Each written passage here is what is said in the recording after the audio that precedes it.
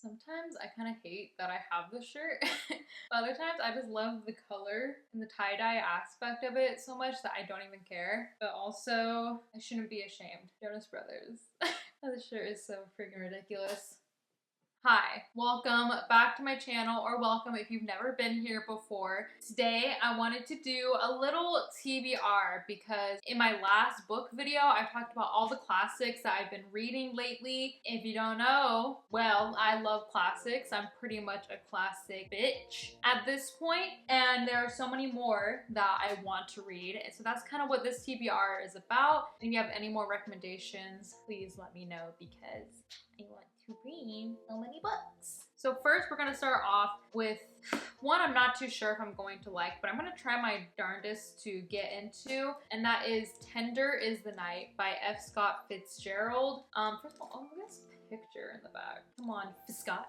This cover, first and foremost, is so beautiful. I saw this in my library's bookstore and I was like, oh my gosh, but it is very, very written up. There's so much freaking writing in this, but part of me kind of likes that because I like to see what other people thought was interesting, or I mean, this person might have read it for school as well, but I just think that it's really interesting to see what other people thought about the book. You can like physically see it. Someone took the time to write in this and you can actually see the evidence that this person existed, and I think that that's really cool. So if you read this book, let me know how it is. I'm not too sure if I am going to like it. Above all else, this is a story of men and women, how they come together, how they may be drawn apart, how they may overcome the daily insanities that pry them from the life they want and leave them to the life they lead. It is the story of those who once had everything and now have nothing but memories. This sounds pretty freaking interesting. And also Zelda Fitzgerald wrote Great Gatsby. Anyways, okay, next one is a book that I didn't think was a classic, but apparently it is, and that is The Kite Runner by Khaled Hosseini. If you're into the book world, I guess I should say, I don't know, on BookTube, there is a booktuber that I love. Her name is Allison Pages, and she's obsessed with this author. And I remember seeing The Kite Runner in my sister's little library, and I was so curious about it. But apparently, yeah, it is a classic. It is, I feel like this is a little bit of a thicker book, 372 pages, maybe not. Powerful first novel. Okay, apparently this is his very first book. So this tells a story of a fierce cruelty and fierce yet redeeming love. Both transform the life of Amir, who comes of age during the last peaceful days of the monarchy just before his country's revolution and its invasion by Russian forces. But political events, even as dramatic as the ones that are presented in The Kite Runner, are only a part of the story. The Kite Runner gives us a vivid and engaging story that reminds us how long his people have been struggling to triumph over the forces of violence, forces that continue to threaten them even today. Wow, okay. So is this a historical fiction? Because y'all don't know, I am obsessed with historical fictions. That's like my genre. That's my go-to genre, is historical fiction. So this sounds very interesting. I kind of like war type of settings, I guess I should say. I don't know if I should say that. That sounds kind of bad. You get the picture. In books, I feel like it calls for very interesting entail, and there can be so many different perspectives when it comes to a wartime setting.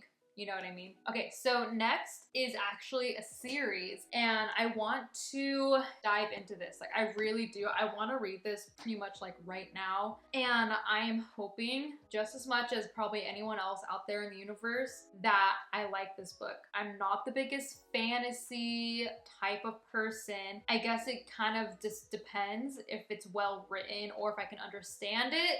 Then I can get into it. It's really hard for me to get into fantasy because the world building can be kind of confusing for me, but hopefully that isn't the case. And luckily my husband already has all the books so far, and that is the Hobbit, Lord of the Rings series. So like I said, my husband already has these beautiful, beautiful copies. They are brand new, super crisp edges, like they still smell so new. That's what you gotta love box sets, you know what I mean? But this is The Hobbit. The Hobbit is probably the main one that I want to read. Obviously, it's the beginning, it's the first one, or I guess it's supposed to be kind of like a prequel, I assume, but I am so excited to read this. I feel like it's just gonna be a nice adventure, and I didn't know this, but I found out that this is actually supposed to read kind of like a children's book, and I guess I just always assumed it was young adult or adult fiction, fantasy, but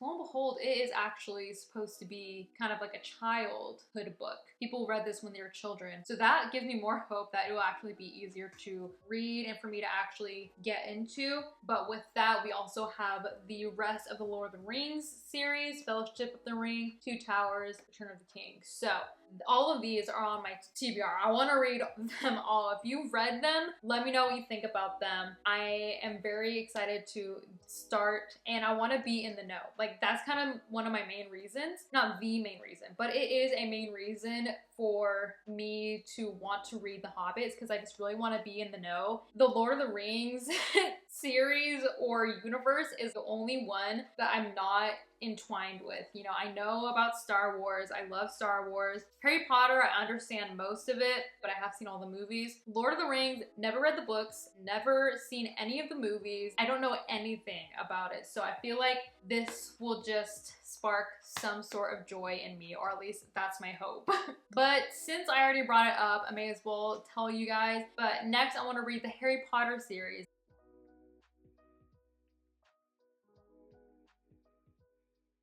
And I am pretty good about disconnecting, you know, the artist from the art from the artist. I'm pretty good about that. Like I said, I have seen all the movies, but let me tell you, there's still so much about that freaking franchise that I just do not understand. So I feel like I can still read it and I can get some sort of new information. You know what I mean? Because there's still so much about it that I don't know. And I went to Wizarding World of Harry Potter at Universal Studios, and it was so freaking cool. It was so amazing. Yeah, I'm just really excited to dive into these childhood books, because I didn't really think that Harry Potter was also like a child book. I thought that it was more young adult, but it's also supposed to be read like a children's book. So that also makes me more hopeful that I can actually understand what's going on. That's just my fears. I won't understand what's going on, especially for bigger series, because Harry Potter, I know, is a big series in terms of like how many books there are. I think there's like 7 books, and they just get bulkier and bulkier. So we shall see about that. All right, next is a book that I want to read that I'll say this. I've been interested in reading this book. I have not been too sure if I actually am going to read it, but I figured I would read this and then watch the movie on my channel and give a reaction, because I know that the movie for this is supposed to be pretty crazy. But that is Gone Girl by Gillian Flynn. Now, don't know if I actually know the plot twist for this or not. Something about her murdering herself? Something about like she faking her own murder and then pinning it on her husband, but is there more to that, or is that the whole plot twist? That's the only thing I know about this book, is just that one part. I don't know what leads up to this, why she's doing that, who she is, who her husband is, their relationship. I don't know any of that, so I feel like this will still be interesting to read, even though I do know that one part of it, which might be the spoiler, might be the plot twist. I'm hoping that it's not, because that's the only thing I know about it, you know what I mean? Yeah, let me know if you've read this, if you've seen the movie. Don't give any spoilers though, if you can, because like I said, I still want to react to the movie for this channel. So hopefully this will be satisfying to read still, knowing all that. Okay, lastly is a book, but I guess I should say more so just anything by this author, because I'm so enthralled by all these booktubers ratings and reviews for this person's books, and that is, first of all, James Baldwin. I really want to read something by him, but one of the books I really do want to read that are on the top of my list in terms of his books is If Beale Street Could Talk. Now, I didn't know that they made this into a movie, or is it a TV series? I'm pretty sure it's a movie, but I didn't know they actually like did adaptation of this. If you haven't noticed, I really like reading Black voices, or just voices of anybody that isn't white. I just really like reading Black voices and their perspective on certain things, their storytelling, all that jazz. So I feel like James Baldwin is a good person to kind of delve into those type of stories. I don't know how big the books are because I don't actually have a physical copy of any of them. I want to at some point though. So if you've read any James Baldwin, please leave some recommendations down below because that is an author that I already know is going to be one of my favorites, but I haven't even read anything from them yet. So kind of a weird, I don't know, premise, I guess I should say. So those are all of the books on my TBR so far. If you have any recommendations, please leave them down below in the comments because I really want to read more books that I kind of feel like I've left out on, or anything that you think I would like in terms of fantasy that isn't too hard to get into, because that is a genre that I'm just not really well delved into. I'm more of historical fiction, literary fiction type of bitch. So if there's any other genre besides those that I just named that you feel like I would like because they're easy to understand or get into, please let me know. With that said and done, I want to give a huge shout out to all of my patrons, and especially AJ, Mark Sylvester, Edward Fisher, and Terrell. Thank you so much, guys, and make sure to go ahead and check out my Patreon if you haven't already. Okay, so my Patreon will be in the description. Go ahead, check that out. You can get videos earlier than when I post them here on YouTube, and that's amazing. So thank you guys for coming along with me on this book journey. Make sure to like, comment, subscribe, do all of that jazz. And as always, thanks for watching.